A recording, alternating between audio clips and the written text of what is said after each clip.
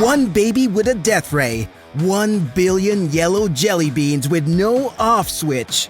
One brain versus 1 billion bananas. You know the minions, cute, yellow, and obsessed with bananas. But what if they were weapons? The part of a plan to take over the world. Imagine for a second that behind all the banana gags, the gibberish, and the chaos, there was a plan built by not an adult mastermind, but by a genius toddler in a red onesie and a diaper. Today we're not just talking bananas, but we're digging into a theory so deep it might rewrite cartoon history. It may even be the start of a global takeover. Stewie Griffin may be small, but his tech isn't. He's a quantum physicist disguised as a toddler. And the minions? They've allegedly served every major villain since the dawn of time, and somehow survived them all. So this isn't just brains versus bananas, but we'll get to that.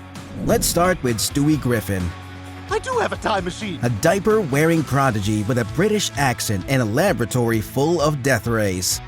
Stewie is no ordinary cartoon baby. By the time most kids are learning the alphabet, he's already cracked time travel. He built a functioning time machine that allowed him to rewrite, revisit, and sometimes completely break the rules of history. He's constructed a teleportation pad that bends space like it's made of rubber. He's developed mind control devices, artificial intelligence, interdimensional portals, and once nearly vaporized Santa Claus. Let's be clear, Stewie doesn't invent things just to play with them. Every gadget he built is part of a larger goal: domination. He's not just a baby genius. He's an obsessive mastermind with the ambition of a Bond villain and the emotional stability of a toddler. Now compare that to the minions. At first glance, they look like marshmallows, yellow beans, and overalls that fell into a nuclear reactor. They speak in gibberish and slip on fruit. They accidentally destroy their own hideouts. But under the nonsense, there's something far more sinister. The world might think they're just banana-obsessed funny creatures. But with Gru's help, they've cooked up a weaponized toy chest from hell. Despite their idiocy, the minions have co-engineered a shrink ray, produced anti-gravity technology, built planet-scale cookie robots, and helped steal the moon. And that's just the modern era. And yes, they've escaped prison, but not in the easy, classic style of digging a tunnel. Their escape was beyond impressive, Oscar-worthy even. They didn't crawl their way out, they built their way out. Picture this, a half-plane, half-hot air balloon hybrid, patched together with prison bedsheets, lunch trays, and banana peels. As they rise into the sky, right beside them, a confused El Chapo peeking out of a tunnel in awe of their escape method, asking himself, who are these yellow fellas? They've been seen throughout history, serving leaders like Napoleon, Genghis Khan, and even Dracula. Wherever they go, chaos follows. They don't seem to have a plan, but what if they were the plan? They attach themselves to whoever think is the most evil person in the room, and history starts bending. Stewie is the brain, the minions are the army. If you're planning to take over the world, you need strategy, and Stewie's already got his thesis drafted in crayon. If he were to launch a global conquest, it wouldn't be a loud invasion, it would be a carefully organized spreadsheet, broken into phases, color-coded, with contingency plans for every possible variable. Cities would lose power overnight, and global currencies would fluctuate mysteriously. Children's cartoons would contain subliminal messages while puppet governments would rise under the radar, and he's come close before. In various timelines throughout Family Guy, Stewie has successfully risen to power. And then on the other side of the spectrum, we have the minions. No blueprints, no manifestos, just pure unfiltered chaos strapped to a giggle. They don't need spreadsheets. They are the spreadsheet if the formulas were written in gibberish and exploded into confetti every 3 cells. They've infiltrated nearly every era of human history. They've caused coups and triggered revolutions. But that's the terrifying part, isn't it? Because unlike Stewie, who must initiate his plans and coordinates his tech, the minions just show up. They find the meanest figure in the room, attach themselves like barnacles and cause destruction, all while giggling. But here's the twist. Stewie invents to conquer. The minions invent to serve. That difference is everything. So if you had to choose between one super genius in a war room and a swarm of immortal pranksters who've already infiltrated every major civilization in world history, who do you bet on? Because in a board game of world domination, Stewie plays chess. The minions? They're using the board to make a sandwich, igniting a revolution in the kitchen. Stewie's evil genius is calculated. The minions' genius is accidental, like discovering fire while trying to microwave a banana. Stewie's strategy? A flawless execution. The minion strategy? A big mess, a lot of noise, and somehow ending up in the right place. If we are grading based on control and planning, Stewie's ahead. But if the world ends in a fireball while someone's yelling, "Banana!" you already know who's to blame. By now, we've seen the wild inventions, the accidental destruction, and two very different approaches to taking over the world.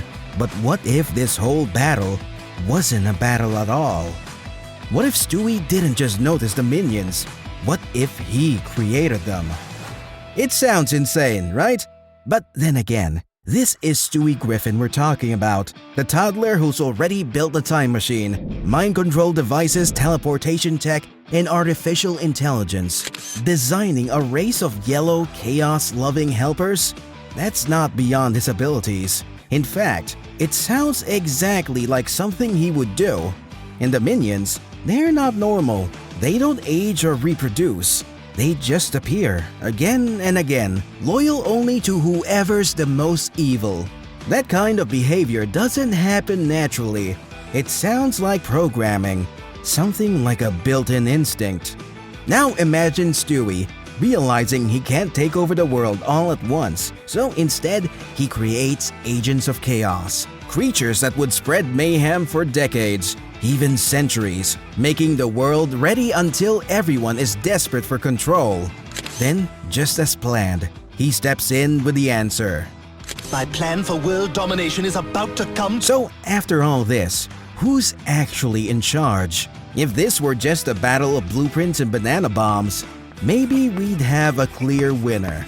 Stewie builds with purpose, all part of a bigger plan. The minions? They stumble into chaos and somehow come out on top.